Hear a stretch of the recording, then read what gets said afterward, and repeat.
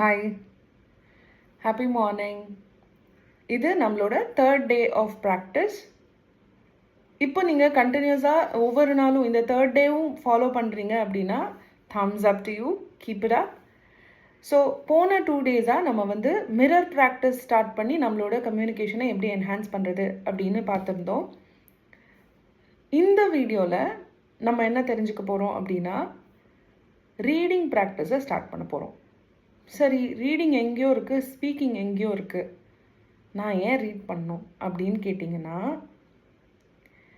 Reading is closely connected to speaking. அதாவது read பண்ணுறது, வாசித்தல் அப்படிங்கிறது நம்மளோட பேசும் திறனுக்கு ரொம்பவே க்ளோஸாக கனெக்ட் ஆகிருக்கு. இப்போது நீங்கள் நல்லா உங்களை சுற்றி இருக்கிறவங்கள அப்சர்வ் பண்ண ட்ரை பண்ணுங்கள். நீங்கள் அப்சர்வ் பண்ணிங்கன்னா பலர் பார்த்தீங்கன்னா அவங்க இங்கிலீஷ் பேசும்போது அதில் ஒரு உயிரே இருக்காது. சொல்ல வேண்டியதை சொல்லிட்டேன் அப்படிங்கிற ஆங்கிளில் தான் அவங்களோட அந்த டெலிவரி இருக்கும். அதில் ஒரு உணர்வு எதுவுமே இருக்காது. இது ஏன் அப்படின்னா நம்ம வந்து அந்த ரீடிங் ப்ராக்டிஸை சரியாக பண்ணுறதே கிடையாது. நம்மளுக்கு அது சரியாக கொடுக்கப்படலை அப்படின்றதும் இருக்குது.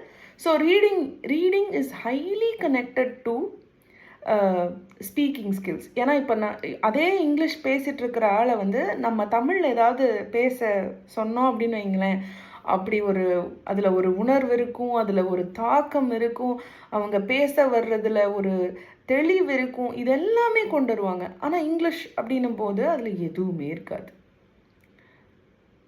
அது வந்து ரொம்பவே ஃப்ளாட்டாக இருக்கும். அதை வந்து நம்ம டெட் நோட் அப்படின்னு சொல்லுவோம். ஸோ ஏன் அந்த டெட் நோட் இல்லாமல் எமோஷன் எப்படி கொண்டு வர்றது, அந்த எமோஷன் எப்படி கொண்டு வர்றது, அந்த இம்பேக்ட் எப்படி கொண்டு வர்றது, நம்ம பேசும்போது அது நீங்கள் இன்னொன்று கவனிங்க, உங்கள் ஆஃபீஸில் ரொம்ப தெளிவாக ரொம்ப அழகாக பேசுகிறவங்க இருப்பாங்க. அவங்கக்கிட்ட அந்த தாக்கம், அந்த ஏற்றம், அந்த இரக்கம் எல்லாமே ரொம்ப அழகாக இருக்கும்.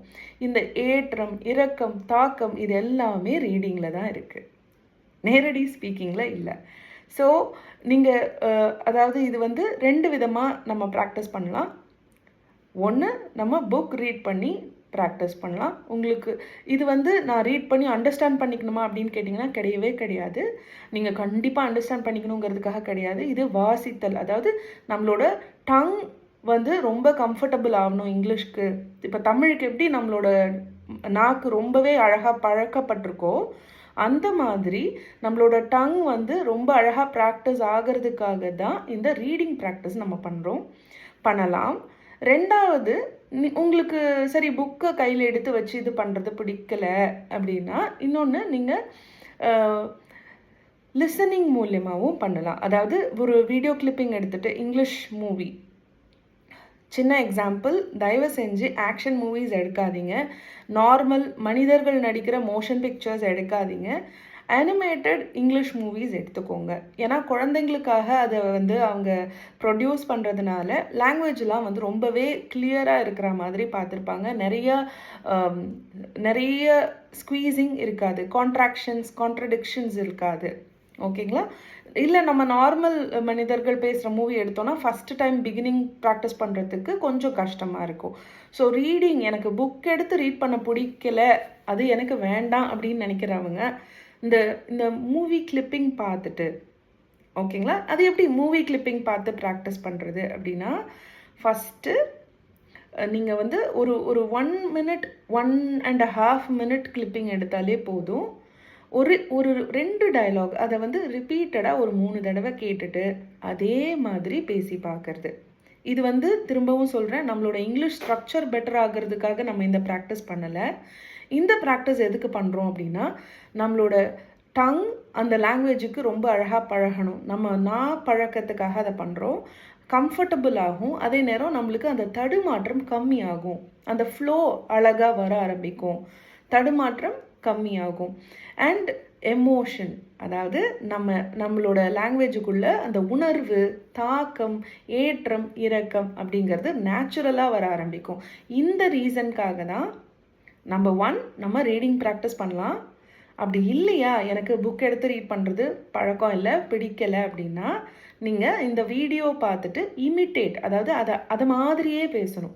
அந்த வீடியோவில் இருக்கிறவங்க எப்படி பேசினாங்களோ அதே டோனில் அதே ஏற்ற இறக்கத்தோட பேசி ரெக்கார்ட் பண்ண ட்ரை பண்ணுங்கள். ஓகேங்களா? இப்போது வீடியோ எப்படி, அதாவது வீடியோ பார்த்துட்டு எப்படி நீங்கள் இமிட்டேட் பண்ணணும் அப்படின்றத சொல்லிட்டேன். ரீடிங் எப்படி பண்ணணும்? நம்ம வந்து ஸ்கூல் டேஸ்லேருந்து காலமாக ரீடிங் பண்ணிகிட்ருக்கோம். நம்ம ஒரு ஸ்டைலில் பண்ணுவோம். கரெக்டுங்களா? ஒன் டே பாய் வாஸ், ஜென்ரலாக குழந்தைங்கள்லேருந்து எல்லாருமே இதே டோனில் ரீட் பண்ணி நம்ம பார்த்துருக்கோம். அதே மாதிரி அதில் இன்டோனேஷன், அதாவது ஒரு சின்ன ட்ரிக் இருக்குது. இன்டோனேஷன் அப்படின்னா ஏற்ற இறக்கம்.